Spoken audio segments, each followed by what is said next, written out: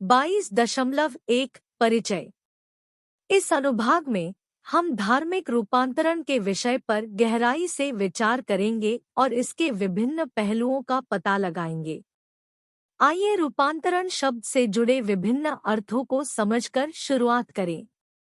रूपांतरण एक ऐसी प्रक्रिया को संदर्भित करता है जहां एक व्यक्ति धार्मिक विश्वासों, अनुष्ठानों और प्रथाओं के एक सेट से दूसरे धार्मिक विश्वासों, अनुष्ठानों और प्रथाओं में स्थानांतरित होकर पूर्ण परिवर्तन से गुजरता है। धर्म परिवर्तन करने वाले व्यक्ति के लिए यह एक गहरा परिवर्तन है और इसका उनके परिवार और बड़े समाज पर दूरगामी प्रभाव पड़ता है। धर्म परिवर्तन बहुत समय से होता आ रहा है और आज भी हो रहा है। हालांकि हाल के दिनों में धार्मिक रूपांतरण एक विवादास्पद मुद्दा बन गया है। इसे प्रतिबंधित करने के प्रयास किए जा रहे हैं, खासकर जब इसमें व्यक्तियों को उनकी धार्मिक मान्यताओं, प्रथाओं और विश्वदृष्टि को बदलने के लिए राजी करने के लिए आर्थिक प्रोत्साहन शामिल होता है। अब आइए रूपांतरण की अवधारणा का ही पता लगाएं। भले ही सभी धर्मों और धार्मिक विशेषज्ञों द्वारा स्वीकार की गई एक भी परिभाषा न हो, इसमें शामिल कारकों को समझने में मदद के लिए हम रूपांतरण के अर्थ पर मेलोनी के दृष्टिकोण का उल्लेख कर सकते हैं। धर्मांतरण एक ऐसा शब्द है जिसके निहितार्थ सिर्फ धर्म से परे हैं। इसमें किसी के मौजूदा विश्वासों और अनुष्ठानों को त्यागने और विश्वासों, प्रथाओं और अनुष्ठानों के एक अलग समूह को अपनाने का कार्य शामिल है। गैरधार्मिक संदर्भ में रूपांतरण एक प्रकार से दूसरे प्रकार में व्यवहार में किसी भी महत्वपूर्ण बदलाव पर लागू हो सकता है। उदाहरण के लिए, हम एक राजनीतिक दल से दूसरे राजनीतिक दल में संक्रमण का वर्णन करने के लिए रूपांतरण की अवधारणा का उपयोग कर सकते हैं, क्योंकि प्रत्येक दल की अलग-अलग मान्यताएं और विचारधाराएं होती है। इसका मतलब यह है कि राजनीतिक परिवर्तन करने वाले ने मान्यताओं और रीति रिवाजों का एक सेट दूसरे के लिए छोड़ दिया है, जो कि उनके पहले पालन से पूरी तरह से अलग हो सकता है। इसी तरह हम ऐसे व्यक्तियों के बारे में बात कर सकते हैं जो लंबे समय से किसी विशेष ब्रांड या उत्पाद के प्रति वफादार रहे हैं, जैसे कि एक विशिष्ट फोन कंपनी या कार ब्रांड, और जब वे अपनी पसंद बदलते हैं तो उन्हें एक अलग ब्रांड में परिवर्तित होने के रूप में वर्णित कर सकते हैं। मेलोनी एक ऐसे व्यक्ति का उदाहरण देती है जो लंबे बालों वाला और अपरंपरागत रूप वाला था, जिसे बीटनिक के रूप में जाना जाता था, जो एक अच्छी तरह से तैयार व्यक्ति में बदल गया जो अब उस कंपनी के प्रति समर्पित है जिसके लिए वे काम करते हैं। इसलिए जबकि रूपांतरण आमतौर पर धार्मिक परिवर्तनों से जुड़ा होता है, वास्तव में यह एक व्यापक शब्द है जिसे विभिन्न महत्वपूर्ण जीवन परिवर्तनों पर लागू किया जा सकता है। धार्मिक रूपांतरणों पर एक प्रमुख परिप्रेक्ष्य यह विचार है कि जो व्यक्ति धर्म परिवर्तन करता है उसे प्रभावित किया जा सकता है या पूरी तरह से अलग सोच अपनाने के लिए प्रेरित किया जा सकता है। कई रूपांतरणों में मान्यताओं और विचारधाराओं में बदलाव शामिल होता है। हालांकि यह ध्यान रखना महत्वपूर्ण है कि इस बदलाव के लिए उपयोग की जाने वाली विधियां, जैसे मन पर नियंत्रण या ब्रेन वॉशिंग, अक्सर सूक्ष्म होती है और परिवर्तित होने वाले व्यक्ति के लिए तुरंत स्पष्ट नहीं होती है। उन्हें इसका एहसास बाद में हो सकता है जब रूपांतरण पहले ही हो चुका हो। नतीजतन कुछ व्यक्तियों को अपने फैसले पर पछतावा हो सकता है जब उन्हें पता चलता है कि नया धर्म उनके लिए उपयुक्त नहीं है। तब तक वे नए विश्वास के प्रति गहराई से प्रतिबद्ध हो चुके होते हैं। यह समझना आवश्यक है कि धर्म परिवर्तन करने वाले विभिन्न प्रकार के होते हैं। कुछ लोग नए धर्म को पूरी तरह से अपना लेते हैं, जबकि अन्य अभी भी अपने धर्म परिवर्तन के बारे में अनिश्चित है। कुछ व्यक्ति अपनी नई मान्यताओं के बारे में संदेह रखते हैं, अनुष्ठानों में भाग लेते हैं और धर्म के बारे में आधे अधूरे मन से सीखते हैं। ऐसे लोग भी हैं जो धर्म परिवर्तन के बाद भी नए विश्वास के प्रति पूरी तरह प्रतिबद्ध होने के लिए संघर्ष करते हैं और अपनी पिछली धार्मिक मान्यताओं पर वापस लौट सकते हैं। धार्मिक रूपांतरणों में मन पर नियंत्रण की धारणा पर विचार करते समय सफलता दर निर्धारित करना चुनौतीपूर्ण है। गहन शोध के बिना यह स्पष्ट हो जाता है कि सभी रूपांतरणों में गहरी या स्थायी ब्रेनवॉशिंग शामिल नहीं होती है। कुछ मामलों में प्रभाव सतही होता है, जिससे उन्हें अपने पिछले विश्वास की ओर लौटना पड़ता है या अपने पूर्व विश्वासों के चश्मे से नए धर्म को समझने का प्रयास करना पड़ता है। इसके अतिरिक्त ऐसे व्यक्ति भी हैं जिन्हें धर्म सरफर कहा जाता है, जो नियमित रूप से एक धर्म या पंथ से दूसरे में स्विच करते हैं। वे कुछ महीनों या वर्षों के लिए नई विश्वास प्रणालियों को अपनाते हैं और फिर इस पैटर्न को अनिश्चित काल तक जारी रखते हुए बार बार अपनी निष्ठा बदलते हैं। निष्कर्षतः ब्रेनवॉशिंग का सिद्धांत, हालांकि कुछ धर्मांतरित लोगों पर लागू होता है, व्यक्तियों की विविधता और उनके रूपांतरण अनुभवों का हिसाब नहीं दे सकता है। विभिन्न धर्मों और रूपांतरणों की शिक्षाएं और पद्धतियां उनकी अलग-अलग पृष्ठभूमि और क्षमताओं के कारण सभी धर्मांतरित लोगों के लिए उपयुक्त नहीं हो सकती हैं। धर्म की परिभाषा। आइए बात करते हैं कि लेमर्ट का अनुसरण करने वाली मेलोनी के अनुसार धर्म क्या है। उनका कहना है कि धर्म तब होता है जब लोग एक विशेष विचार के इर्द-गिर्द इकट्ठा होते हैं, जो कि हम जो देख और छू सकते हैं उससे परे है। यह धार्मिक रूपांतरण को अन्य प्रकार के रूपांतरणों से अलग करता है।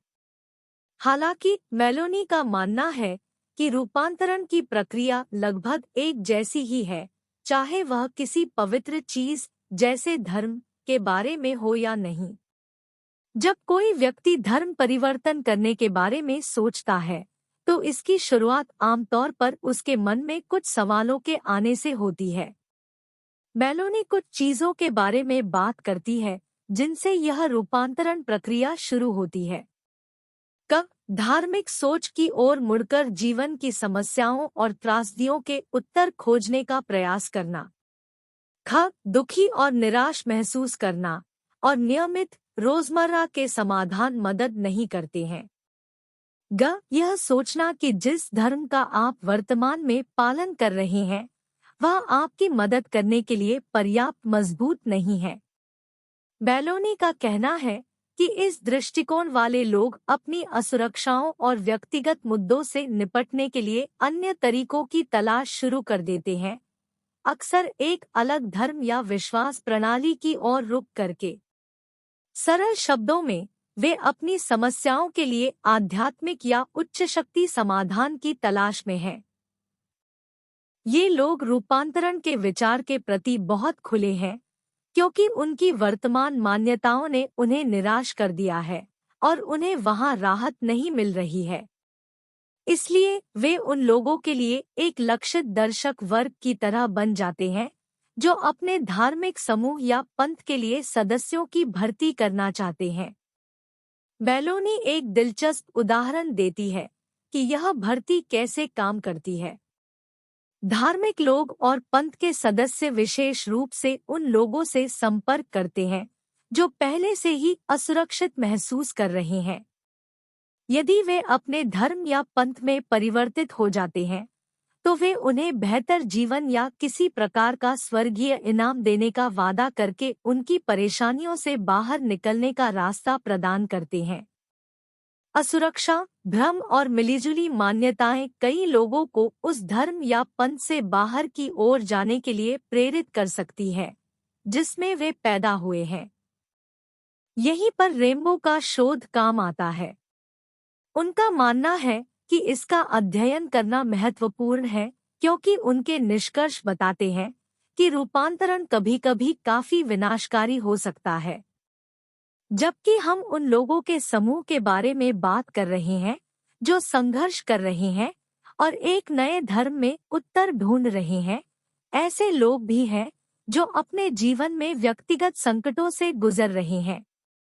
ये व्यक्ति अपनी कुंठाओं का समाधान धर्म बदलकर या पंथों में शामिल होकर भी ढूंढते हैं।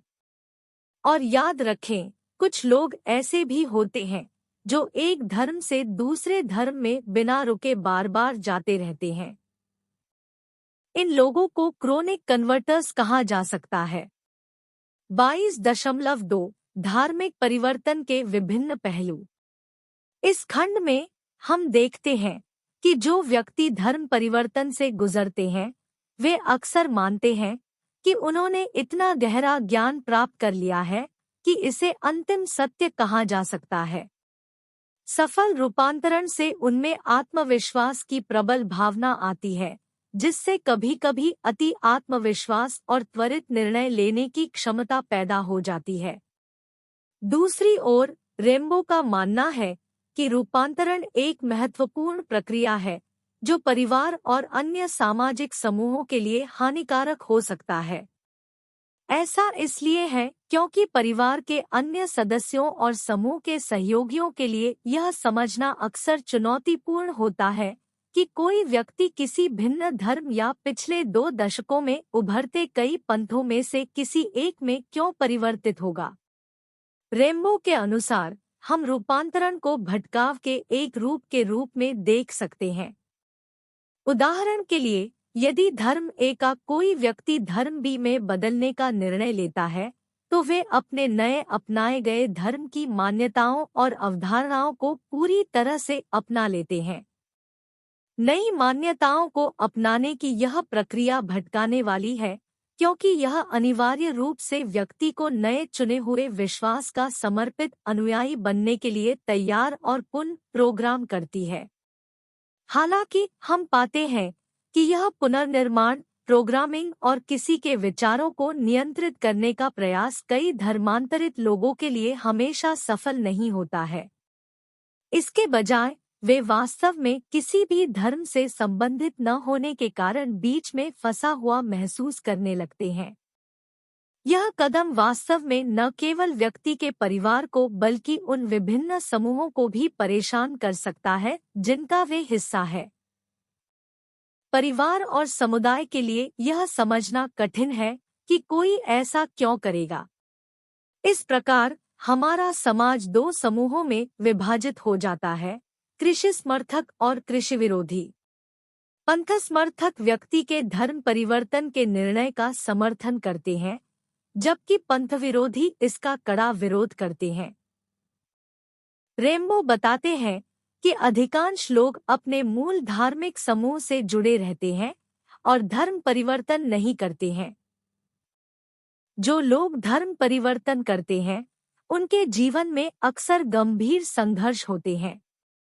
एक सामान्य संघर्ष उन विवाहों में उत्पन्न होता है जहां लोग विभिन्न धार्मिक पृष्ठभूमि से आते हैं।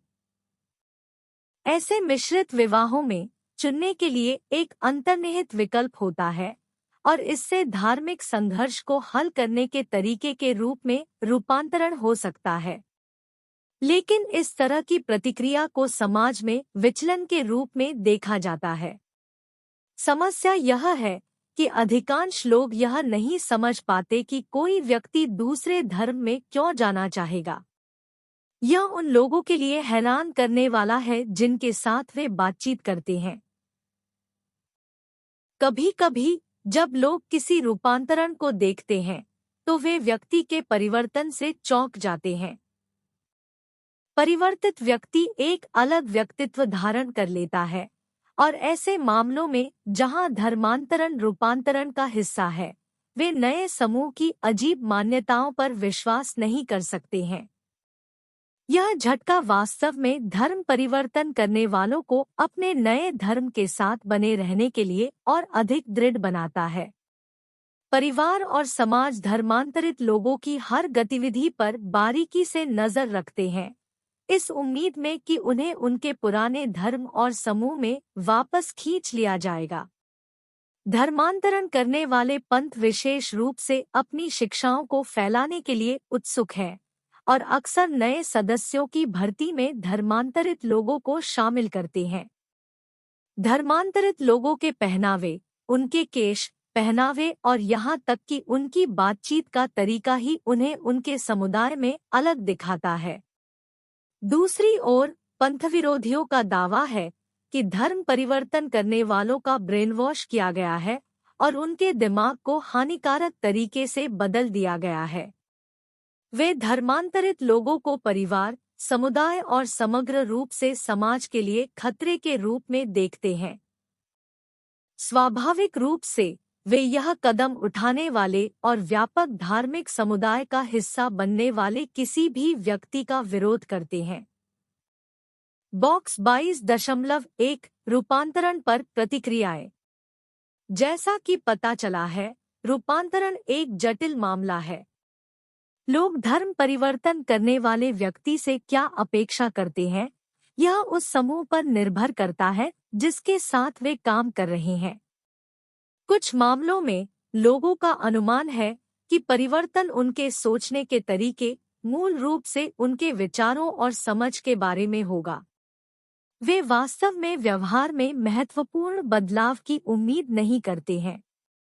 लेकिन अन्य समूहों में ध्यान अधिकतर भावनाओं पर होता है और धर्मांतरण पर एक अन्य प्रकार की प्रतिक्रिया भी होती है जिसमें धर्मांतरित लोगों को विभिन्न अनुष्ठान गतिविधियों में शामिल किया जाता है, जिनमें से कुछ को व्यापक समाज से गुप्त रखा जा सकता है।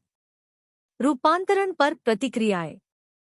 इसलिए रूपांतरण के प्रति विभिन्न अपेक्षाएं और प्रतिक्रियाएं हैं और कोई एकल विशिष्ट प्रतिक्रिया नहीं है। धर्मांतरित लोग संक्षेप में एक अलग तरह की सोच वाले व्यक्ति बने रहते हैं जिन्हें धार्मिक सभाओं और जिस नए विश्वास या समूह में वे शामिल हुए हैं उसके धार्मिक ग्रंथों को पढ़ने के माध्यम से जीवन भर निरंतर सुदृढ़ीकरण की आवश्यकता होती है। चीजें और भी जटिल हो जाती हैं यदि नई विश्वास प्रणाली या समूह के अनुष्ठानों के लिए उन्हें ध्यान जैसी प्रथाओं के लिए समय निकालने की आवश्यकता होती है, कभी-कभी दैनिक भी। ऐसे समय में उन्हें खुद को दोस्तों और परिवार से अलग करना पड़ता है। यह व्यवहार एक विशिष्ट संदर्भ में समझ में आ सकता है, लेकिन जब यह गूढ़ तर्कों और विश्वासों द्वारा समर्थित एक दैनिक अभ्यास है, विशेष रूप से एक अलग सांस्कृतिक सेटिंग में जहां ध्यान का अर्थ कुछ और है, तो इससे संदेह पैदा होने की संभावना है। रेम्बो का मानना है कि औपचारिक रूपांतरण के बाद भी जब तक ध्यान या मंत्रोच्चार जैसी प्रथाओं का पालन नहीं किया जाता है, तब तक मुद्दा ज्यादातर अपरिवर्तित रहता है। यह केवल किसी पंथ या धार्मिक आंदोलन की मान्यताओं के बारे में नहीं है, यह शामिल कार्यों के बारे में भी है। केवल जब लोग अनुष्ठान करना शुरू करते हैं, तो ये मान्यताएं उनके जीवन का एक महत्वपूर्ण हिस्सा बन जाती है। हालांकि हमारे द्वारा पहले बताए गए प्रतिक्रियाओं के प्रकारों के अलावा लोगों से क्या अपेक्षा की जानी चाहिए या वे कैसे प्रतिक्रिया देंगे, इसका मानकीकरण करने का कोई स्पष्ट तरीका नहीं है। कुछ सामाजिक वैज्ञानिक यह भी तर्क देते हैं कि विश्वास अभ्यास से आवश्यक और अविभाज्य है। विश्वास और अभ्यास को एक क्रम में रखना हर परिवर्तित व्यक्ति के लिए काम नहीं कर सकता है। इसके अतिरिक्त हमें इस बात पर विचार करने की आवश्यकता है कि कोई धर्म परिवर्तन करने वाला व्यक्ति अपने नए पंथ या धर्म को कितनी गंभीरता से लेता है और कितनी जल्दी वे इससे विमुख हो सकते हैं। प्रतिबद्धता का स्तर और ईमानदारी भी व्यापक रूप से भिन्न होती है, इसलिए परिवर्तित व्यक्ति के लिए कोई मानक प्रोफाइल नहीं है। रेम्बो का उल्लेख है कि हाल के अध्ययनों से पता चलता है कि जो लोग एक अलग धर्म या पंथ में परिवर्तित हो जाते हैं, उनका ब्रेनवॉश या चालाकी से शिकार नहीं बनाया जाता है। इसके बजाय वे सक्रिय रूप से धर्म परिवर्तन चाहते हैं और नए धर्म में शामिल होना चाहते हैं। हम दूसरे अनुभाग में ब्रेनवॉशिंग के विचार पर चर्चा करेंगे। यहाँ ध्यान देने वाली बात यह है कि हालांकि धर्मांतरण को ब्रेनवॉशिंग के रूप में देखना आकर्षक हो सकता है, लेकिन इसकी सीमाएं हैं और यह विदेशी पंथों और धर्मों द्वारा व्यक्तियों को पीड़ित किए जाने के विचार पर केंद्रित है, जो पूरी सच्चाई नहीं है। हम बाद में इसका और अधिक अन्वेषण करेंगे। जहाँ तक इस बात का प्रश्न है कि लोग धर्म परिवर्तन क्यों करते हैं, इसके पीछे कई अलग अलग प्रेरणाएं हैं। हर व्यक्ति भिन्न होता है। लोग धर्म परिवर्तन करते हैं क्योंकि उनका मानना है कि इससे उनका आत्मसम्मान बढ़ेगा और उन्हें अपने सामाजिक संबंधों में अधिक प्रभावशाली स्थिति मिलेगी। कोई एक प्रेरणा नहीं है, सामान्य विचार आनंद को बढ़ाना और दर्द को कम करना है। समाजशास्त्रीय दृष्टिकोण से धर्मांतरित लोग अक्सर स्वयं को संघर्ष की स्थिति में पाते हैं। वे अपने वर्तमान समाज में सहज महसूस नहीं कर सकते हैं और एक नए धर्म या पंथ से जुड़कर अपनी स्थिति और प्रतिष्ठा में सुधार करना चाहते हैं। अलग अलग लोग अलग अलग तरीकों से नए धर्मों और पंथों की ओर आकर्षित होते हैं। कुछ लोग बौद्धिक पहलुओं से आकर्षित होते हैं, जबकि अन्य भावनात्मक रूप से रूपांतरण के प्रति अधिक आकर्षित होते हैं। विभिन्न धर्म और पंथ ऐसे लोगों को लक्षित करते हैं जो उनकी शिक्षाओं के प्रति ग्रहणशील होते हैं, जिससे उन्हें आकर्षित करना आसान हो जाता है। उदाहरण के लिए, जिस व्यक्ति ने हाल ही में महत्वपूर्ण हानि या कठिनाई का अनुभव किया है, वह अन्य विश्वास प्रणालियों की खोज के लिए अधिक खुला हो सकता है यदि उनका वर्तमान धर्म उनकी आवश्यकताओं को पूरा नहीं कर रहा है। इन सभी कारकों के पीछे प्राथमिक प्रेरणा जीवन में अर्थ की खोज है, खासकर जब जीवन ने एक दुर्भाग्यपूर्ण मोड़ ले लिया हो। ऐसे मामलों में लोग बदलाव के लिए तैयार हो जाते हैं। हालांकि एक चेतावनी है, कुछ व्यक्ति, जिन्हें खोई हुई भेड़ के रूप में जाना जाता है, एक धर्म या पंथ से जुड़े नहीं रह सकते हैं, लेकिन खोए हुए स्वर्ग की खोज में नए और अधिक गूढ़ लोगों की खोज जारी रख सकते हैं। यह ऐसे मामलों में असंगति का तत्व प्रस्तुत करता है। 22.2 नैतिकता और रूपांतरण। रूपांतरण में नैतिकता का विषय महत्वपूर्ण प्रश्न उठाता है। क्या किसी अन्य धार्मिक या पंथ समूह में जाना नैतिक रूप से सही है? क्या धर्म परिवर्तन करने वाले व्यक्ति को अपने मूल धर्म को छोड़कर दूसरे धर्म को अपनाने के कारण धर्मत्यागी माना जाना है? संबोधित करने के लिए एक आवश्यक प्रश्न यह है कि क्या जो लोग धर्म परिवर्तन करते हैं, उन्हें अपनी पसंद से पर्याप्त लाभ का अनुभव होता है? 4 प्रमुख कारक। रेम्बो कारकों के 4 सेटों की पहचान करता है, जो तब काम में आते हैं जब कोई व्यक्ति एक नई विश्वास प्रणाली और प्रथाओं के सेट में परिवर्तित होता है। वे यहाँ हैं। समाजशास्त्री इस बात से सहमत है कि किसी व्यक्ति का धर्म परिवर्तन करने का निर्णय उनके समुदाय और सहकर्मी समूह से काफी प्रभावित होता है। वे लोग जिनके साथ वे नियमित रूप से बातचीत करते हैं और गहरा सम्मान करते हैं। दोस्तों और परिवार के साथ ये व्यक्तिगत संबंध धर्म परिवर्तन के निर्णय में महत्वपूर्ण भूमिका निभाते हैं। इस प्रकार रूपांतरण मुख्य रूप से व्यक्तिगत संपर्कों के माध्यम से होता है और गौण रूप से लिखित संचार या अवैयक्तिक प्रचार के माध्यम से होता है। इसके अतिरिक्त जिन समूहों में कोई व्यक्ति परिवर्तित हो सकता है, उन्हें अक्सर अपने नेता के साथ घनिष्ठ संबंध बनाने और अक्सर पहले परिवर्तित हुए अन्य सदस्यों के साथ जुड़ने की आवश्यकता होती है। यह इन समूहों का एक बुनियादी पहलू है, क्योंकि अल्पसंख्यक धर्मों या पंथों में निरंतर मरम्मत और पुनः प्रोग्रामिंग की आवश्यकता होती है, जो केवल अनुभवी सदस्य ही प्रदान कर सकते हैं। नतीजतन रूपांतरण एक नाजुक प्रक्रिया है और नई विश्वास प्रणाली नेता की शिक्षाओं के माध्यम से मजबूत होती है। किसी भी संदेह या झिझक का समाधान नेता या उनके करीबी प्रतिनिधियों द्वारा किया जाता है। तीसरा, परिवर्तित व्यक्ति का समग्र विश्व दृष्टिकोण बदल जाता है या बदलना शुरू हो जाता है। यह परिवर्तन नए धर्म या पंथ से जुड़े विशिष्ट अनुष्ठानों द्वारा सुगम होता है। ये अनुष्ठान विश्वासों को मजबूत करने और परिवर्तित लोगों की उनके नए विश्वास के प्रति प्रतिबद्धता की पुष्टि करने के लिए आधार के रूप में कार्य करते हैं। अंत में दुनिया में अपनी भूमिका के बारे में परिवर्तित लोगों की धारणा में बदलाव आता है, जिससे उनके व्यवहार में बदलाव आता है।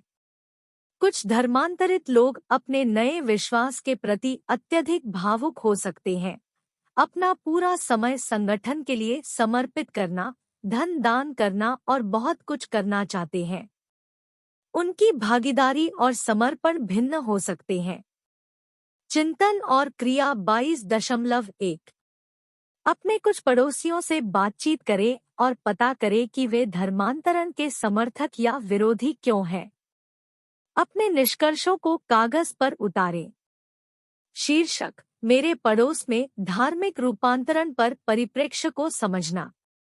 परिचय: इग्नू के एक छात्र के रूप में मुझे धार्मिक रूपांतरण पर अपने पड़ोसियों के विचारों का पता लगाने के लिए उनसे जुड़ने का काम सौंपा गया था। यह संवेदनशील और गहरा व्यक्तिगत विषय भारत के विविध सांस्कृतिक परिदृश्य में महत्वपूर्ण प्रासंगिकता रखता है, जहां विभिन्न धार्मिक पृष्ठभूमि के लोग एक साथ रहते हैं। मेरा उद्देश्य उनके धर्मांतरण समर्थक या विरोधी रुख के पीछे के कारणों की बेहतर समझ हासिल करना था। खुली और सम्मानजनक बातचीत के माध्यम से मैंने ऐसी जानकारियां जुटाई हैं जिनके बारे में मेरा मानना है कि ये मेरे पड़ोस में विविध दृष्टिकोणों का प्रतिनिधित्व करती है। विविध धार्मिक परिदृश्य: मेरा पड़ोस भारत की धार्मिक विविधता का एक सूक्ष्म रूप है, जिसमें हिंदू, मुस्लिम, ईसाई, सिख और बौद्ध धर्म के लोग शामिल हैं। यह विविधता धार्मिक रूपांतरण पर अलग-अलग राय को समझने के लिए एक आदर्श सेटिंग तैयार करती है। प्रोरूपांतरण परिप्रेक्ष्य: सामाजिक आर्थिक उत्थान: मेरे पड़ोस में बड़ी संख्या में व्यक्तियों ने धर्मांतरण के लिए समर्थन व्यक्त किया, विशेष रूप से ईसाई धर्म के लिए, इस धारणा के कारण कि इससे बेहतर सामाजिक आर्थिक अवसर प्राप्त हो सकते हैं। उनका मानना है कि कुछ ईसाई संगठन हाशिए पर रहने वाले समुदायों में शिक्षा, स्वास्थ्य देखभाल और अन्य आवश्यक सेवाएं प्रदान करते हैं। इन सेवाओं को गरीबी से बचने और किसी के जीवन की गुणवत्ता में सुधार करने के मार्ग के रूप में देखा जाता है। अंतर्धार्मिक विवाह: भारत में अंतर्धार्मिक विवाह कभी-कभी धर्मांतरण के लिए उत्प्रेरक होते हैं। कई पड़ोसियों ने प्रेम और एकता की निशानी के रूप में व्यक्तियों द्वारा अपने जीवनसाथी के धर्म में परिवर्तन करने के मामलों का हवाला दिया। यह विशेष रूप से युवा पीढ़ी के बीच सच था, जो धार्मिक लचीलेपन को, समावेशिता को बढ़ावा देने और बाधाओं को तोड़ने के एक तरीके के रूप में देखते हैं। धार्मिक सहिष्णुता: कुछ व्यक्तियों ने अपने परिवर्तित समुदाय के भीतर धार्मिक सहिष्णुता के साथ अपने व्यक्तिगत अनुभवों के आधार पर धर्मांतरण समर्थक विचार व्यक्त किए। उन्हें लगता है कि ये समुदाय अधिक स्वीकार्य और खुले विचारों वाले हैं, जो उन लोगों को आकर्षित करता है जो सामंजस्यपूर्ण, समावेशी वातावरण चाहते हैं। धर्मांतरण विरोधी परिप्रेक्ष्य: सांस्कृतिक संरक्षण: धर्मांतरण के खिलाफ एक आम तर्क यह है कि यह सांस्कृतिक पहचान को नष्ट कर देता है। मेरे पड़ोस में कई लोग, विशेषकर हिंदू और सिख समुदाय से, अपनी सांस्कृतिक विरासत को संरक्षित करने के कट्टर समर्थक हैं। उनका मानना है कि धर्मांतरण से पीढ़ियों से चली आ रही परंपराओं और प्रथाओं में कमी आ सकती है। धार्मिक भावनाएं: मेरे कई पड़ोसियों में प्रबल धार्मिक भावनाएं मौजूद हैं। उनके लिए किसी का विश्वास बदलना उनकी पैतृक मान्यताओं के साथ विश्वासघात और उनकी धार्मिक जड़ों से वियोग के रूप में देखा जाता है। उन्हें लगता है कि धर्म परिवर्तन उनके विश्वास की पवित्रता को धूमिल करता है। जबरन या भ्रामक प्रथाएं। जबरन या भ्रामक रूपांतरण रणनीति का डर धर्मांतरण विरोधी शिविर के बीच एक आवर्ती विषय था। उन्होंने व्यक्तियों को उनकी इच्छा के विरुद्ध धर्म परिवर्तन कराने के लिए जबरदस्ती, प्रलोभन या हेरफेर की रिपोर्टों का हवाला दिया। यह भावना विशेषकर मुस्लिम और हिंदू समुदायों के कुछ सदस्यों के बीच प्रचलित थी। सामाजिक तनाव। धर्मांतरण विरोधी समर्थकों द्वारा व्यक्त की गई एक महत्वपूर्ण चिंता यह थी कि धार्मिक रूपांतरण होने पर सामाजिक तनाव बढ़ने की संभावना है। उनका मानना है कि एक धर्म से दूसरे धर्म में परिवर्तन करने से परिवारों और समुदायों में विभाजन और संघर्ष हो सकता है, जो सामाजिक सद्भाव के लिए हानिकारक है। निष्कर्ष। धार्मिक रूपांतरण पर उनके दृष्टिकोण के बारे में पड़ोसियों के साथ मेरी बातचीत व्यावहारिक थी और इसमें व्यापक राय सामने आई। धर्मांतरण के समर्थक या विरोधी होने के कारण अक्सर अत्यंत व्यक्तिगत होते थे, जो प्रत्येक व्यक्ति के अनूठे अनुभवों और मूल्यों को दर्शाते थे। इस मुद्दे की जटिलता को समझना महत्वपूर्ण है, क्योंकि यह न केवल धार्मिक स्वतंत्रता बल्कि सांस्कृतिक पहचान, सामाजिक आर्थिक कारकों और सांप्रदायिक सद्भाव को भी छूता है। यह स्पष्ट है कि धर्म परिवर्तन के प्रश्न का कोई एक उत्तर नहीं है, बल्कि यह एक बहुआयामी मुद्दा है जिसके लिए व्यक्तिगत स्वतंत्रता और सांस्कृतिक और धार्मिक विरासत के संरक्षण के बीच एक नाजुक संतुलन की आवश्यकता है।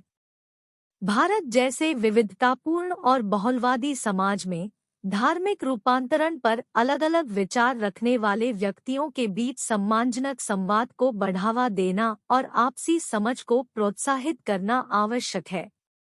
यह एक ऐसे समाज के लिए मार्ग प्रशस्त कर सकता है जहां धर्म की स्वतंत्रता का सम्मान किया जाता है और सांस्कृतिक विविधता का जश्न मनाया जाता है।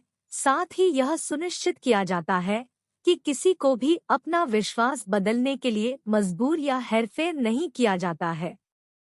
अब तक हमने जो चर्चा की है, उसके अनुसार जब धर्म परिवर्तन की बात आती है तो 3 मुख्य प्रकार के लोग होते हैं।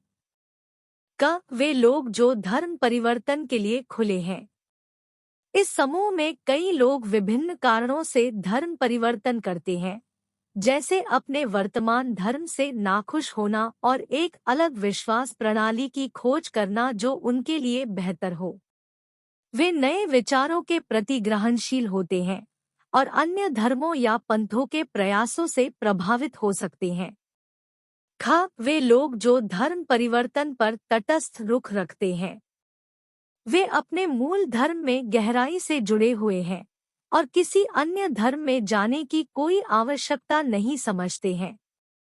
उन्हें यह समझ में नहीं आता कि दूसरे लोग अपना धर्म क्यों बदलना चाहेंगे, चाहे वह किसी प्रमुख आस्था के लिए हो या किसी नए आध्यात्मिक आंदोलन के लिए।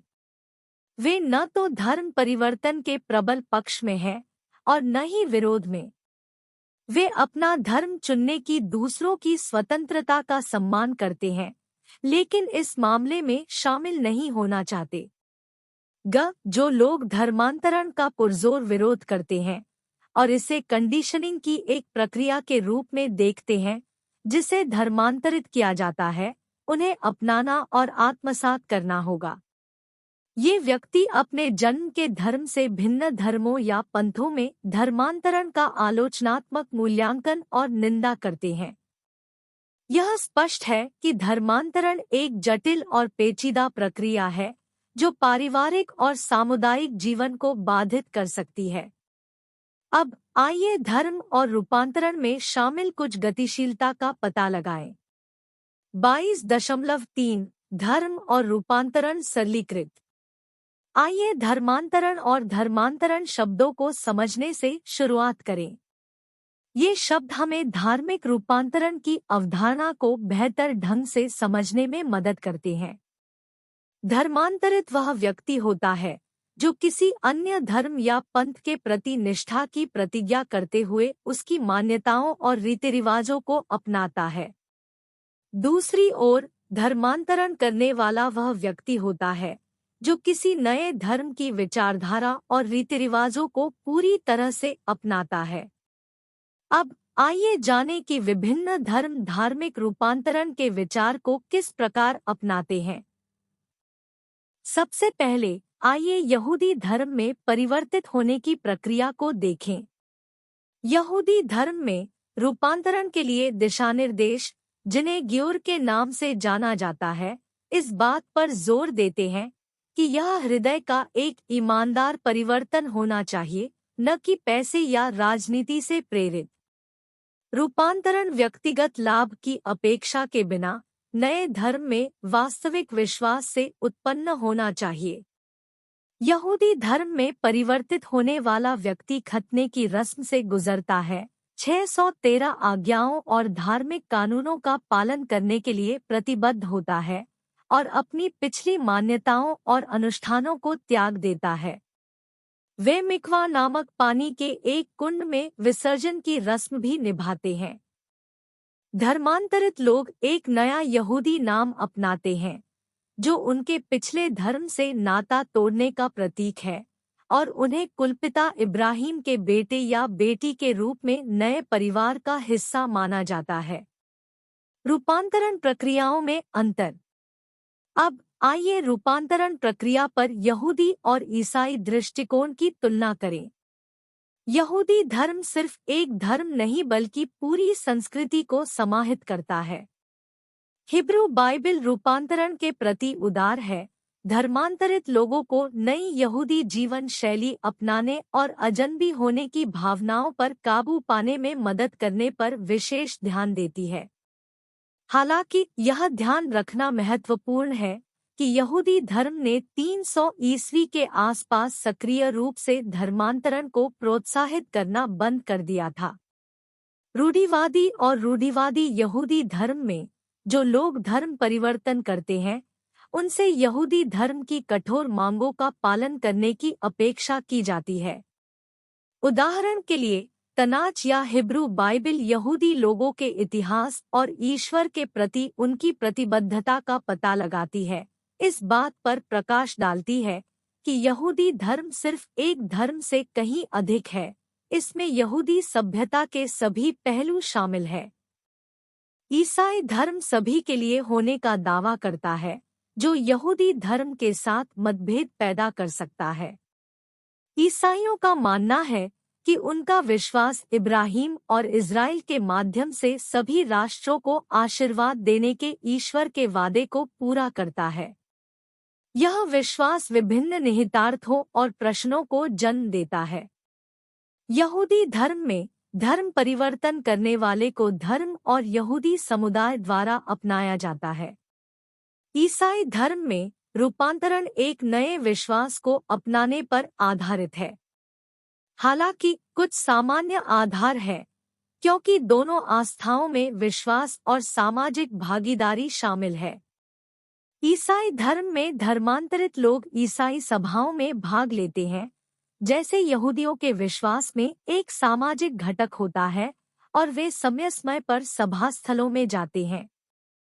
22.3 ईसाई धर्म में परिवर्तन। ईसाई बनने के लिए क्या करना होगा? खैर, ईसाई धर्म अपनाना हमेशा से इस धर्म का एक बुनियादी पहलू रहा है। पूरे इतिहास में ईसाइयों ने न केवल नए विश्वासियों का स्वागत किया है, बल्कि सक्रिय रूप से उनकी तलाश भी की है। सभी लोगों के लिए होने का दावा करने वाली ईसाई धर्म ने पूरी दुनिया को ईसाई बनाने का मिशन बना लिया है। नए नियम में यीशु ने अपने अनुयायियों को ईसाई धर्म को दुनिया भर में फैलाने का निर्देश दिया। तो सुसमाचार प्रचार की प्रथा ईसा मसीह के समय से ही चली आ रही है। ईसाई धर्म में धर्म परिवर्तन को ईश्वर का कार्य माना जाता है। इससे कोई फर्क नहीं पड़ता कि किस प्रकार के इंजीलवाद का उपयोग किया जाता है। यह माना जाता है कि यह उस व्यक्ति के जीवन में पवित्र आत्मा नहीं ला सकता है जो धर्म परिवर्तन करना चाहता है, जब तक कि ईश्वर की कृपा से यह परिवर्तन नहीं होता है। प्राचीन काल में ईसा मसीह के सभी अनुयायी यहूदी थे। मसीह ने उन लोगों के लिए भी चमत्कार किए जो उनके धर्म का हिस्सा नहीं थे, उन्हें ईसाई बनने की आवश्यकता के बिना। चर्च के इतिहास के आरंभ में ऐसे कई नियम और कानून थे जिनका पालन धर्मांतरित लोगों को करना पड़ता था। ईसाई बपतिस्मा, जिसमें पानी में विसर्जन शामिल है, विसर्जन की यहूदी प्रथा के समान है, जब एक नई आत्मा एक परिवर्तित व्यक्ति में प्रवेश करती है। ईसाई धर्म और इस्लाम दोनों सक्रिय रूप से अपने विश्वास का प्रचार करते हैं और नए अनुयायियों की तलाश करते हैं। जब इस्लाम में परिवर्तित होने की बात आती है, तो यह अपेक्षाकृत सीधा है। यदि कोई ईमानदारी से विश्वास करता है कि अल्लाह एकमात्र ईश्वर है और मोहम्मद उसके दूत है, तो उन्हें मुस्लिम माना जा सकता है। नया धर्म परिवर्तन करने वाला धीरे धीरे अपनी गति से इस्लामी मान्यताओं, विचारधाराओं और रीति रिवाजों के बारे में सीखता है। अब आइए एशियाई उपमहाद्वीप में धर्म परिवर्तन पर चर्चा करें। हिंदू धर्म, बौद्ध धर्म और सिख धर्म सक्रिय रूप से प्रचार नहीं करते हैं, लेकिन लोगों को अपनी संख्या बढ़ाने के लिए अपने विश्वास में शामिल होने की अनुमति देते हैं। इन धर्मों का मानना है कि सभी रास्ते एक ही सत्य की ओर ले जाते हैं और यहाँ तक कि व्यक्तियों को एक साथ कई धर्मों का पालन करने की अनुमति भी देते हैं, जैसे जापान में बौद्ध धर्म और शिंटो या भारत में हिंदू धर्म और बौद्ध धर्म। हालांकि यह सोक्का गक्की और इस्कॉन पर लागू नहीं होता है। नए धार्मिक आंदोलन और पंथ सक्रिय रूप से रूपांतरण और विश्वास प्रचार में शामिल है। आलोचकों, जिन्हें अक्सर पंथ विरोधी करार दिया जाता है, का तर्क है कि ये आंदोलन संभावित धर्मांतरितों को समझाने के लिए विचार सुधार या ब्रेनवॉशिंग जैसे मजबूत तरीकों का उपयोग करते हैं कि इसमें शामिल होना उनके सर्वोत्तम हित में है। जबकि हम जानते हैं कि इन समूहों की विशिष्ट रूपांतरण प्रक्रियाएं हैं, वे उन्हें गुप्त रखते हैं। नए युग के धर्म और पंथ सदस्यों को अज्ञात चरणों के साथ ध्यान और अन्य प्रथाओं में आरंभ करते हैं।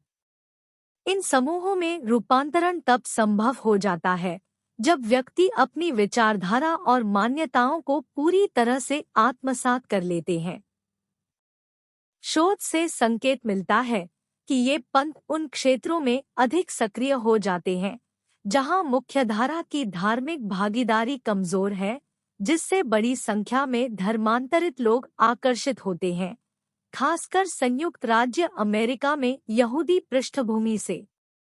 इसके विपरीत यासीदी और पारसी जैसे कुछ धर्म धर्मांतरण को स्वीकार नहीं करते हैं। इन धर्मों में पहचान केवल उनमें जन्म लेने से ही प्राप्त होती है। दूसरी ओर शेकर समूह जैसे पंथ प्रजनन की अनुमति नहीं देते हैं, इसलिए उनके सभी सदस्यों को धर्मांतरित होना चाहिए।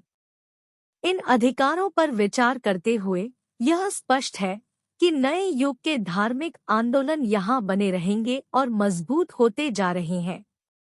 तनाव और दिनचर्या से ग्रस्त हमारा आधुनिक समाज कई लोगों को काम से लेकर घर और वापस आने तक एक यांत्रिक, नीरस जीवन की ओर धकेल देता है। धर्मांतरित लोगों का लक्ष्य अपने जीवन में अर्थ और खुशी ढूंढना है। वे अपनी रूपांतरण यात्रा में आने वाली किसी भी बाधा को दूर करने के लिए दृढ़ संकल्पित है। हालांकि यह ध्यान रखना आवश्यक है कि ये अधिकार दोनों तरीकों से काम करते हैं। मेरी स्वतंत्रता आपकी सुविधा में हस्तक्षेप नहीं करनी चाहिए या आपकी मान्यताओं को चुनौती नहीं देनी चाहिए। इसलिए रूपांतरण प्रक्रियाओं में सामग्री और स्वास्थ्य प्रोत्साहन के माध्यम से जबरदस्ती या लालच के लिए बहुत कम जगह है। इसके अतिरिक्त हमें सेना या कक्षा जैसी जगहों पर प्रचार सुनने के लिए मजबूर बंदी दर्शकों के मुद्दे पर भी विचार करना चाहिए, जिसका उपयोग व्यक्तिगत मान्यताओं के प्रचार के लिए नहीं किया जाना चाहिए। 22.4 धर्मांतरण पर समसामयिक बहस। आगे विस्तार से जानने से पहले आइए मुख्य बिंदुओं पर दोबारा गौर करें। धर्म परिवर्तन हर धर्म में एक महत्वपूर्ण मुद्दा है।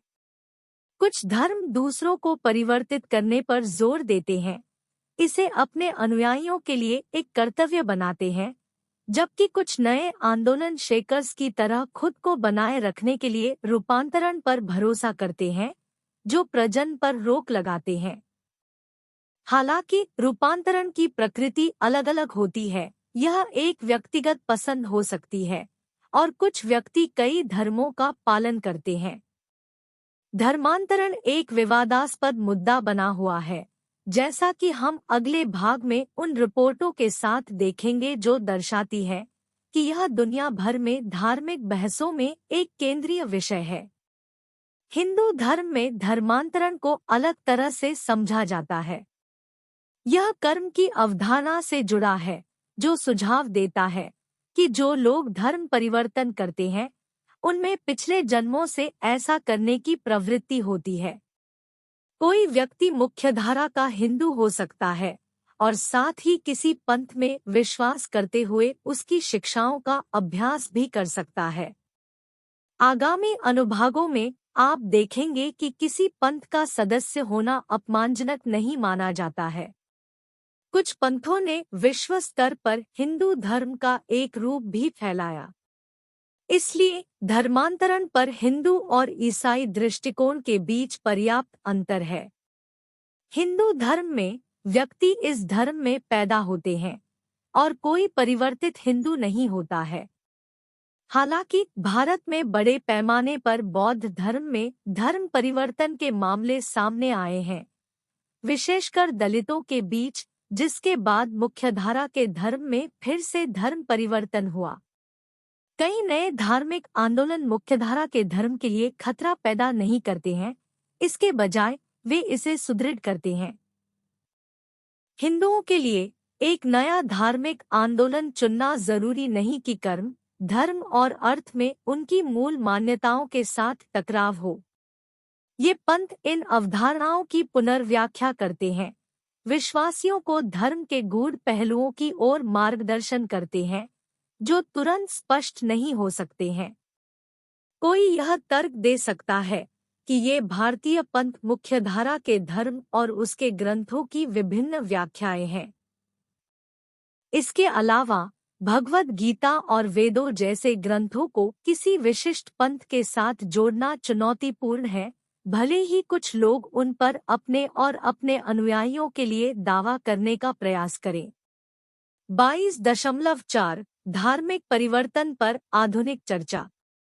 अब तक हम धर्म परिवर्तन के विभिन्न पहलुओं पर चर्चा करते रहे हैं। यह ध्यान रखना महत्वपूर्ण है कि अन्य धर्मों में रूपांतरण काफी विवादास्पद हो सकता है। जब बड़ी संख्या में हिंदू दूसरे धर्म में परिवर्तित हो जाते हैं, तो इसे एक बड़ी चिंता के रूप में देखा जाता है। एशियाई उपमहाद्वीप में धर्मांतरण के प्रति दृष्टिकोण कैसा है, इसका एक उदाहरण साझा करने के बाद आइए इस मुद्दे पर आगे विचार करें। श्रीलंका में तमिलनाडु सरकार का अनुकरण करने में रुचि है, जिसने धार्मिक रूपांतरण के खिलाफ एक कानून पारित किया है। श्रीलंकाई सरकार उन लोगों को दंडित करने के लिए कानून पर काम कर रही है जो विभिन्न प्रकार के दबाव या प्रोत्साहन का उपयोग करके लोगों को परिवर्तित करने का प्रयास करते हैं। नैतिक रूप से किसी को प्रलोभन देकर धर्म परिवर्तन के लिए मजबूर करना गलत माना जाता है।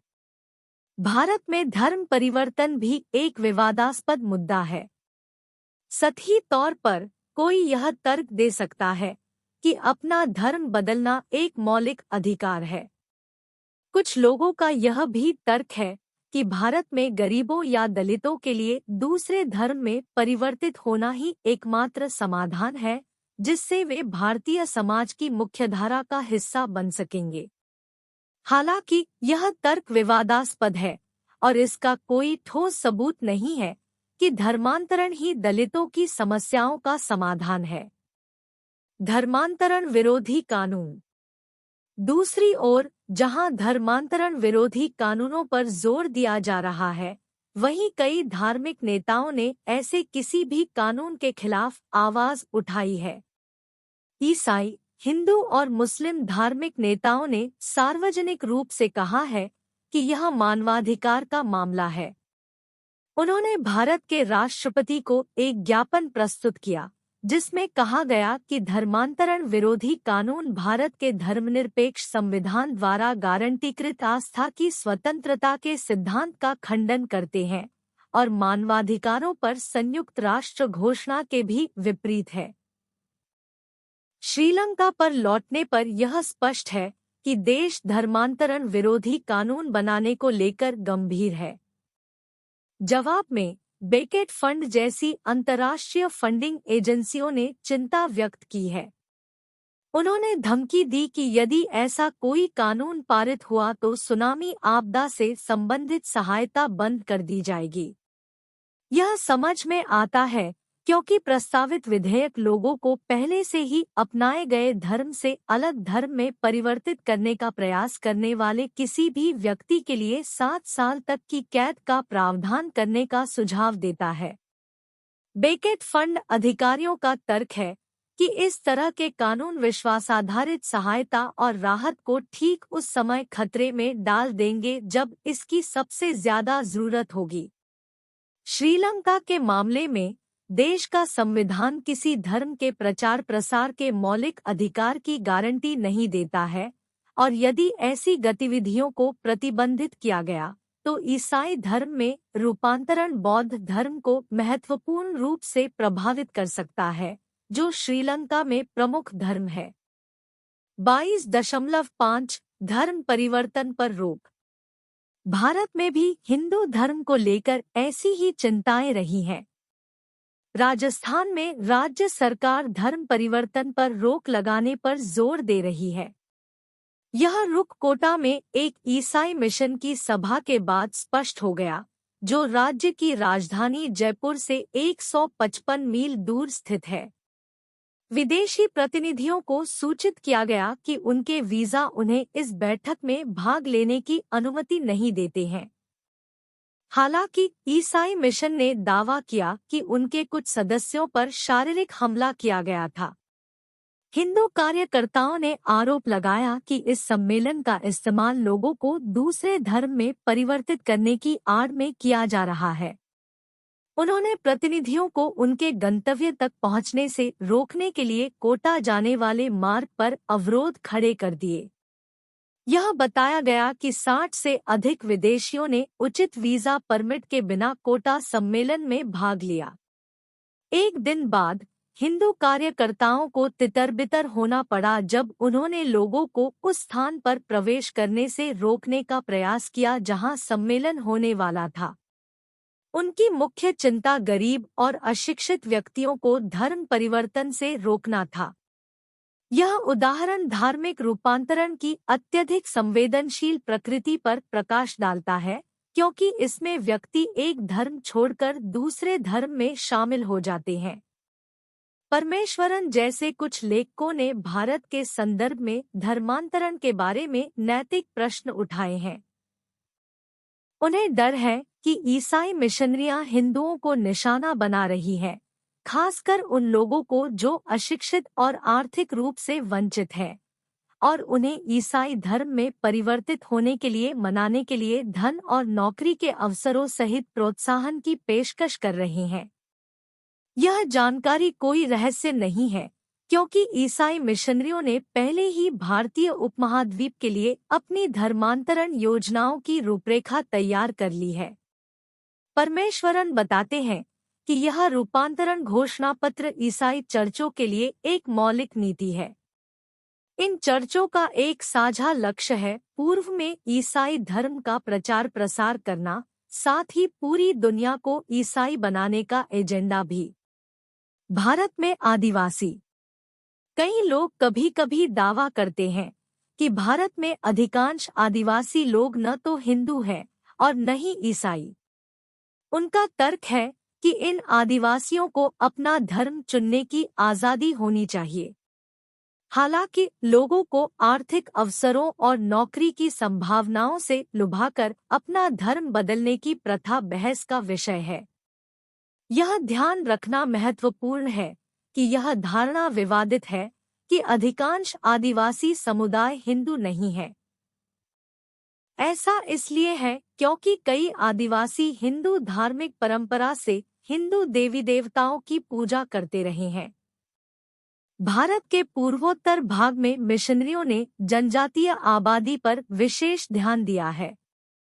वे उन्हें ईसाई धर्म में परिवर्तित करने में काफी सफल रहे हैं और कई आदिवासी व्यक्ति समर्पित ईसाई बन गए हैं।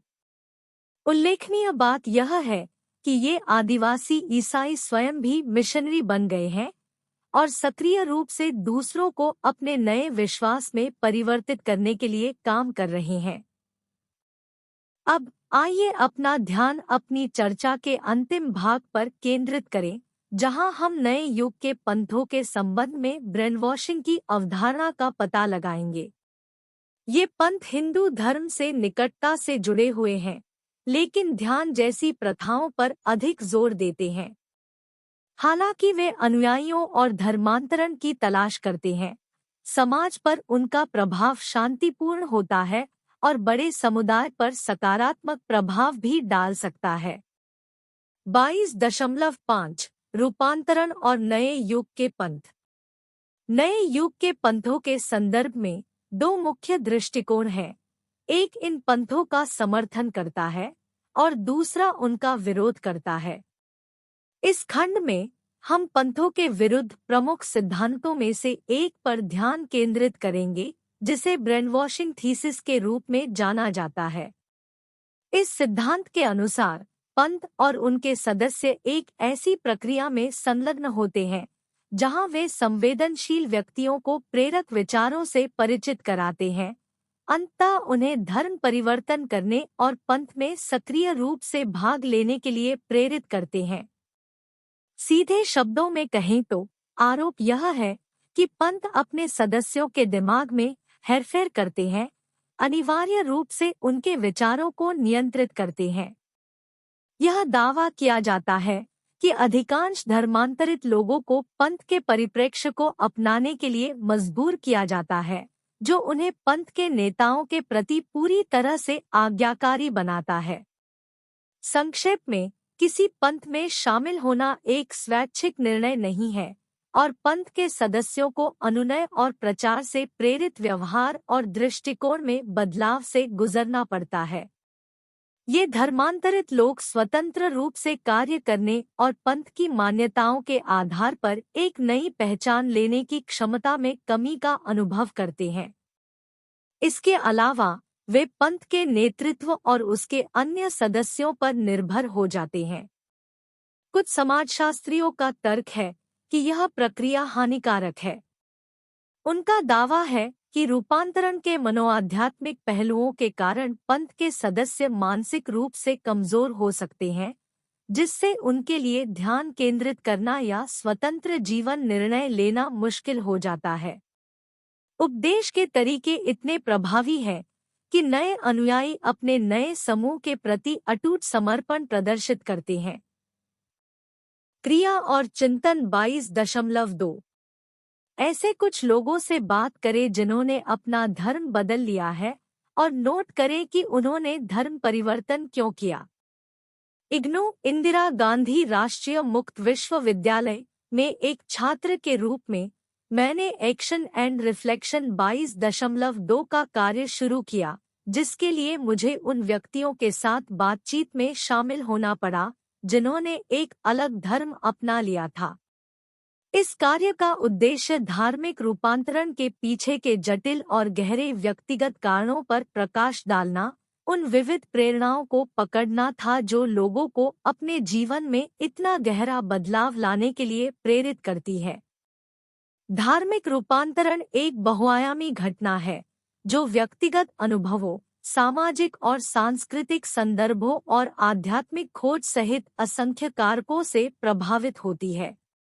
जिन व्यक्तियों से मुझे बात करने का सौभाग्य मिला, उन्होंने अपनी कहानियां और प्रेरणाएं साझा की और इन आख्यानों को इस प्रकार संक्षिप्त में प्रस्तुत किया जा सकता है।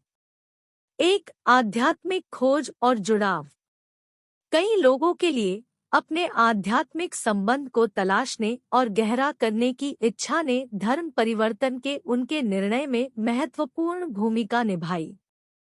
उन्होंने ईश्वर की गहरी समझ के लिए लालसा की भावना व्यक्त की और एक ऐसे विश्वास की तलाश की जो उनके आध्यात्मिक अनुभवों और विश्वासों के साथ अधिक मेल खाता हो। इसमें अक्सर गहन आंतरिक परिवर्तन या आध्यात्मिक जागृति शामिल होती है, जो उन्हें एक नए धार्मिक मार्ग की खोज करने के लिए प्रेरित करती है, जो उन्हें अधिक प्रामाणिक लगता है। 2. वैवाहिक और पारिवारिक प्रभाव। धर्मांतरण अक्सर अंतर्धार्मिक विवाहों या संबंधों के कारण होता है, जहां एक साथी दूसरे का धर्म अपना लेता है। ये रूपांतरण अक्सर पारिवारिक सद्भाव और एकता बनाए रखने की इच्छा से प्रेरित होते हैं, खासकर जब सांस्कृतिक और धार्मिक मतभेद घर के भीतर संघर्ष का कारण बन सकते हैं। इस तरह के रूपांतरण हालांकि कभी-कभी बाहरी कारकों से प्रेरित होते हैं, व्यक्तियों को उनके नए विश्वास के भीतर सीखने और बढ़ने के अवसर भी प्रदान करते हैं। 3. सामाजिक और सांस्कृतिक कारक। धार्मिक रूपांतरण को प्रेरित करने में सामाजिक और सांस्कृतिक प्रभाव महत्वपूर्ण हो सकते हैं। कुछ व्यक्तियों ने मित्रों, समुदायों या समग्र रूप से समाज के प्रभाव का हवाला दिया, जिसने उन्हें एक नए विश्वास की खोज करने या अपनाने के लिए अधिक इच्छुक बना दिया। उन्हें अपने नए धार्मिक समुदायों के भीतर अपनेपन और स्वीकृति की भावना महसूस हुई, जिसने एक सहायता प्रणाली और उद्देश्य की भावना प्रदान की। 4. अनुमानित लाभ। कुछ व्यक्तियों ने ऐसे धर्म अपना लिए जिनके बारे में उनका मानना था कि इससे उन्हें व्यक्तिगत या सामुदायिक लाभ मिल सकते हैं। उदाहरण के लिए, कुछ लोग अपने नए विश्वास में शांति और सामाजिक न्याय के सिद्धांतों के प्रति आकर्षित थे, जबकि अन्य ने धार्मिक अनुष्ठानों और प्रथाओं की अपील का हवाला दिया जो आध्यात्मिक विकास और आंतरिक शांति का वादा करते थे। 5. वर्तमान आस्था से असंतोष। उत्तरदाताओं की एक बड़ी संख्या ने उस विश्वास के प्रति अपना असंतोष व्यक्त किया जिसमें वे पैदा हुए थे। उन्होंने सैद्धांतिक असहमति, अपने पूर्व धार्मिक समुदायों के भीतर कथित पाखंड या एक समग्र भावना का हवाला दिया कि उनका पिछला विश्वास उनके मूल्यों और विश्वासों के साथ संरेखित नहीं था। इस असंतोष ने उन्हें बेहतर आध्यात्मिक अनुकूलता की तलाश में अन्य धार्मिक परंपराओं का पता लगाने के लिए प्रेरित किया। 6. दिव्य अनुभव और चमत्कार। धार्मिक रूपांतरण व्यक्तिगत दैवीय अनुभवों या कथित चमत्कारों से भी शुरू हो सकता है। कुछ व्यक्तियों ने जीवन बदलने वाली घटनाओं या गहन रहस्योद्घाटन के क्षणों का वर्णन किया, जिनकी व्याख्या उन्होंने एक विशिष्ट विश्वास में परिवर्तित होने के संकेत के रूप में की। इन अनुभवों ने ईश्वर में उनके विश्वास को मजबूत किया और उन्हें धार्मिक परिवर्तन करने के लिए प्रेरित किया। 7. उत्पीड़न या भेदभाव से बचना। कुछ मामलों में धर्म परिवर्तन अपने पिछले धर्म के आधार पर उत्पीड़न या भेदभाव से बचने का एक साधन था। इन व्यक्तियों ने एक अलग धार्मिक समुदाय में सुरक्षा और स्वीकृति की मांग की, जहां उन्हें अधिक मूल्यवान और संरक्षित महसूस हुआ। निष्कर्षतः, धार्मिक रूपांतरण एक अत्यंत व्यक्तिगत और जटिल प्रक्रिया है। इसके पीछे की प्रेरणाएं उतनी ही विविध हैं जितनी कि इससे गुजरने वाले व्यक्ति। कुछ लोगों के लिए यह एक आध्यात्मिक यात्रा है, गहरे अर्थ और संबंध की खोज है। दूसरों के लिए यह परिवार, सामाजिक प्रभाव या कथित लाभ जैसे बाहरी कारकों से प्रेरित होता है। इसके अलावा किसी के वर्तमान विश्वास से असंतोष या उत्पीड़न से बचने की इच्छा भी मजबूत प्रेरक हो सकती है। अपना धर्म बदलने वाले व्यक्तियों के साथ इन वार्तालापों ने व्यक्तिगत पसंद और धार्मिक पहचान की जटिलताओं का सम्मान करने के महत्व पर प्रकाश डाला। उन्होंने यह समझने के महत्व को रेखांकित किया कि धार्मिक रूपांतरण एक गहरा और परिवर्तनकारी अनुभव हो सकता है, जो व्यक्तिगत मान्यताओं, अनुभवों और परिस्थितियों में गहराई से निहित है। इसे रूपांतरण के बाह्य मॉडल के रूप में जाना जाता है। इसमें दावा किया गया है कि शिष्यों, अनुयायियों और नए सदस्यों को पंथ के नेता या नेताओं के प्रति पूरी वफादारी की शपथ लेने के लिए मजबूर किया जाता है। रूपांतरण के बाह्य मॉडल में कुछ प्रमुख तत्व हैं और अब हम उन पर चर्चा करेंगे। सबसे पहले, एंथोनी और रॉबिन्स इस बात पर जोर देते हैं कि शिष्यों को पंथ के भीतर कोई व्यक्तिगत स्वायत्तता नहीं है। वे पूरी तरह से पंथ के नियंत्रण में हैं। उनके अपने निर्णयों के लिए कोई जगह नहीं है। यह हानिकारक है क्योंकि यह सदस्यों के दिमाग पर आक्रमण करता है और उन्हें पंथ की मान्यताओं को अपनाने के लिए मजबूर करता है। दूसरे, बाहरी मॉडल इस विचार को पूरी तरह से खारिज कर देता है कि ऐसे धर्मांतरित लोग हो सकते हैं जो पंथ के प्रचार के दबाव के बिना स्वेच्छा से पंथ में शामिल हो गए। दूसरे शब्दों में, यह मॉडल दावा करता है कि किसी पंथ में स्वैच्छिक रूपांतरण जैसी कोई चीज नहीं है। यह एक बहुत ही कड़ा रुख है क्योंकि इसका तात्पर्य यह है कि आधुनिक युग में सभी पंथ सदस्यों को मजबूर किया गया था। हालांकि वास्तव में ऐसे धर्मांतरित लोगों का एक महत्वपूर्ण हिस्सा होने की संभावना है, जिन्होंने स्वेच्छा से पंथ के दर्शन को अपनाया और जिस पंथ में वे शामिल हुए हैं, उसके प्रति अपनी पिछली धार्मिक प्रतिबद्धता में सक्रिय रूप से बदलाव की मांग की। बाहरी मॉडल बताता है कि सम्मोहन और ट्रांस अवस्थाओं का उपयोग संभावित रूपांतरित लोगों को अत्यधिक विचारोत्तेजक बनाने के लिए किया जाता है, ताकि वे पंथ की मान्यताओं को आसानी से अपना सकें। इन सम्मोहक ट्रांस का नए धर्मांतरित लोगों और मौजूदा पंथ सदस्यों पर महत्वपूर्ण प्रभाव पड़ता है। सदस्यों को नियंत्रित करने और उनकी स्वतंत्र इच्छा को खत्म करने के लिए उन्हें अन्य तरीकों के साथ जोड़ा जाता है। यह नए युग के पंथों में विशेष रूप से सच है, जहां पंथ नेतृत्व बिना किसी सवाल या चुनौती के सभी निर्णय लेता है।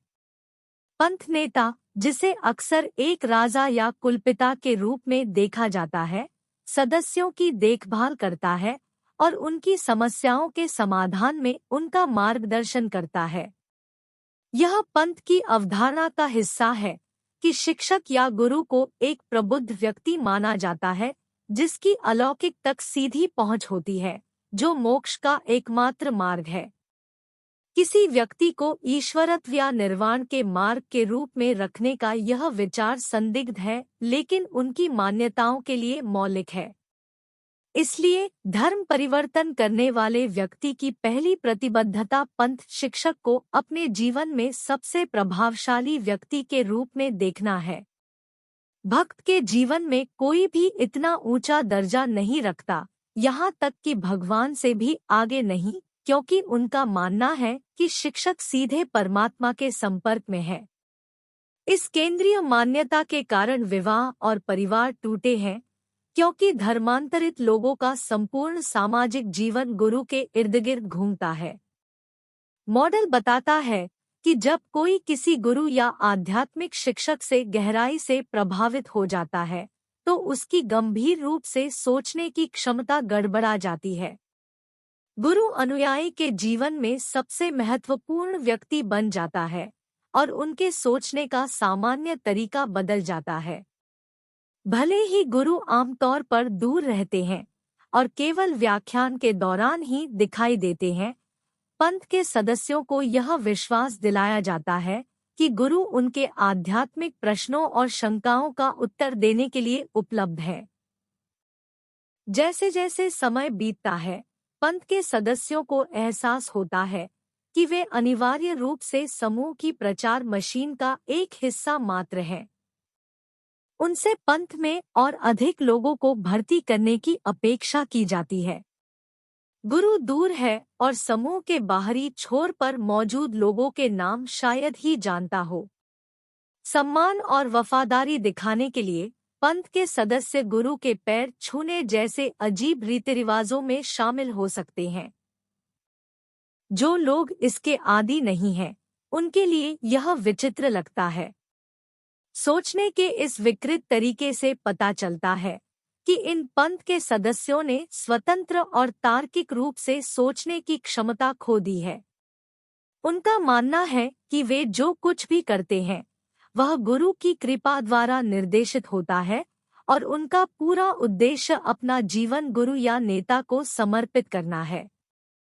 इसलिए पंथ के सदस्य अनिवार्य रूप से अनुयायियों के एक समूह की तरह बन जाते हैं जो ऊपर से आदेश लेते हैं और उनके पास कोई व्यक्तिगत अधिकार नहीं होते हैं, केवल नेता और अन्य सदस्यों के प्रति कर्तव्य होते हैं।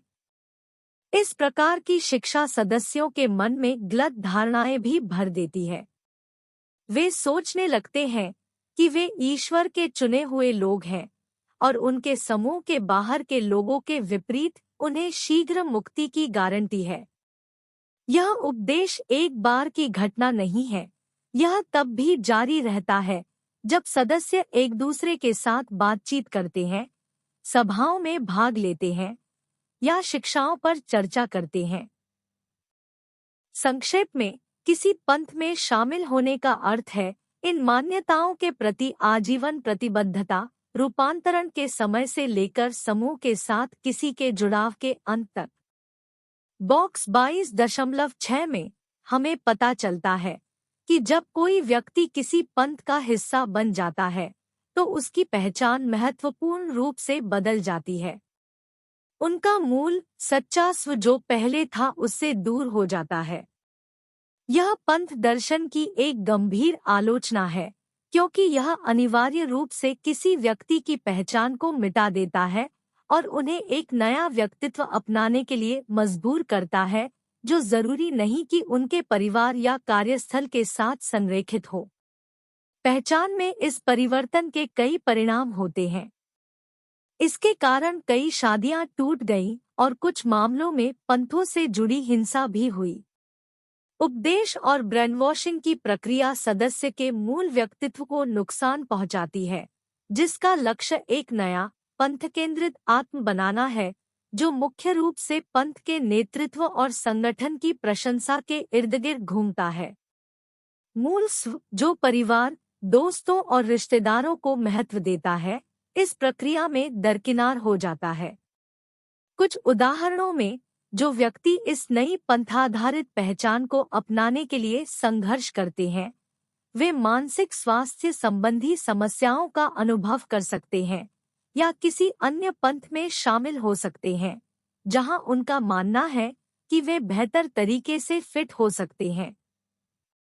लोगों को पंथ में बदलने का मॉडल कितना कारगर है?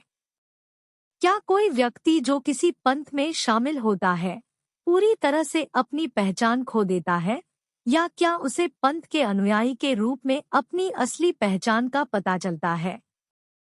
जैसे ही हम निम्नलिखित अनुभागों में गहराई से जाएंगे, हम देखेंगे कि प्रत्येक पंथ की अपनी मान्यताएं हैं और वे दूसरों के साथ प्रतिस्पर्धा करते हैं। हम देखेंगे कि ब्रेनवॉशिंग का विचार उन पंथों के अधिकांश सदस्यों पर लागू नहीं होता है जिनकी हम यहाँ चर्चा कर रहे हैं, जबकि ब्रेनवॉशिंग के तर्क को चरम पर नहीं ले जाया जाना चाहिए। यह सभी संगठनों के अधिकार को चुनौती देता है, क्योंकि किसी भी समूह या पंथ में शामिल होने से उसकी संस्कृति और जीवन शैली को अपनाना पड़ता है। लेकिन यह दावा करना कि सभी धर्मांतरित लोगों का ब्रेनवॉश किया गया है, बहुत दूर तक जाता है। दुनिया में ऐसे कई व्यक्ति हैं जो बस खो गए हैं और आराम के लिए पंथ दर्शन की ओर रुख करते हैं। उनमें स्वयं की मजबूत भावना का अभाव होता है और उनके लिए ध्यान, जप, योग, सूफीवाद इत्यादि जैसे अपने स्वयं के प्रयासों के माध्यम से एक पंथ जैसा व्यक्तित्व विकसित करना आसान होता है।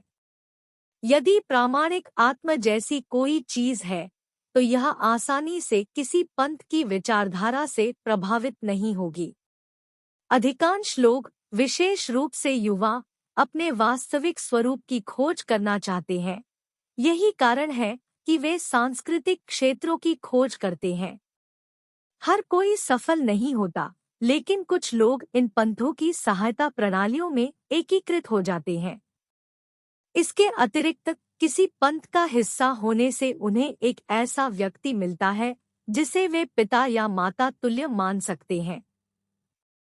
यह ध्यान देने योग्य है कि कभी-कभी प्रोग्रामिंग किसी व्यक्ति के साथ संरेखित नहीं होती है, या उन्हें एहसास हो सकता है कि पंथ की खोज हानिकारक हो सकती है। ऐसे मामलों में वे खुद को पंथ से दूर कर लेते हैं या नेता की घोषित देवत्व को पूरी तरह से स्वीकार नहीं करते हैं। निष्कर्ष 22.6। इस अनुभाग में हमने किसी के धर्म को बदलने या किसी पंथ में शामिल होने के विषय का पता लगाया है। यह एक ऐसा क्षेत्र है जहां लोग विभिन्न राय रखते हैं, जिनमें से कुछ नकारात्मक भी हैं। हालांकि विभिन्न प्रकार के पंथों के बीच अंतर करना आवश्यक है। अतीत में हानिकारक पंथ रहे हैं और कुछ आज भी मौजूद हैं, विशेषकर वे जो हिंसा को बढ़ावा देते हैं। ये स्पष्ट रूप से समाज के लिए हानिकारक है। दूसरी ओर ऐसे पंथ भी हैं जो प्रेम, अहिंसा, शांति की वकालत करते हैं और शांतिपूर्ण ध्यान प्रथाओं की वकालत करते हैं। ये पंथ अपने शिक्षकों के प्रति सम्मान भी दर्शाते हैं। हम तर्क दे सकते हैं कि ऐसे पंथ उन लोगों को अर्थ प्रदान करते हैं जो अपने धर्म से अलग महसूस करते हैं या इसे बहुत विशाल और अवैयक्तिक पाते हैं। ऐसे व्यक्तियों के लिए हानिकारक पंथों के विपरीत ये सौम्य पंथ उनके जीवन में सकारात्मक प्रभाव डाल सकते हैं और अपनेपन की भावना प्रदान कर सकते हैं। संक्षेप में, खतरा पैदा करने के बजाय ये सौम्य पंथ, जिन पर हम आगामी इकाइयों में चर्चा करेंगे, उन लोगों के लिए एक स्वर्ग के रूप में काम करते हैं जो अपनी आध्यात्मिक यात्रा को गहरा करना चाहते हैं और ध्यान और योग जैसी लोकप्रिय गतिविधियों में संलग्न होना चाहते हैं। इन पंथों के धर्मांतरित सदस्य विभिन्न प्रकार के होते हैं और जो लोग थोड़े समय के लिए या बिना अधिक प्रतिबद्धता के शामिल होते हैं, वे बाहर हो जाते हैं। पंथ धार्मिक अन्वेषण में एक रंगीन आयाम जोड़ते हैं, आध्यात्मिक विकास को बढ़ावा देते हैं और लोगों को न केवल खुद के साथ बल्कि समाज के साथ भी तालमेल बिठाने में मदद करते हैं। यह ध्यान रखना महत्वपूर्ण है कि हम सभी पंथों के बारे में व्यापक बयान नहीं दे सकते, क्योंकि निस्संदेह ऐसे पंथ हैं जिन्होंने लाखों लोगों पर सकारात्मक प्रभाव डाला है और ऐसा करना जारी रखेंगे। हालांकि हमने सौम्य और हानिकारक पंथों के साथ साथ प्रतिबद्ध पंथ सदस्यों और कम व्यस्त पंथों के बीच अंतर करने की आवश्यकता पर जोर दिया है। यह घातक पंथ है जिन्होंने कुछ विद्वानों के बीच चिंताएं बढ़ा दी हैं, लेकिन कुल मिलाकर सौम्य पंथ वैश्विक सामाजिक ताने-बाने का एक अभिन्न अंग है और वे यहाँ रहने और बढ़ने के लिए हैं। जैसे ही हम धार्मिक रूपांतरण पर अपनी चर्चा समाप्त करते हैं, हम आपको अगली 4 इकाइयों के लिए आमंत्रित करते हैं, जो दुनिया के उत्तरी और दक्षिणी दोनों क्षेत्रों में सकारात्मक प्रभाव डालने वाले सौम्य पंथों पर ध्यान केंद्रित करती हैं।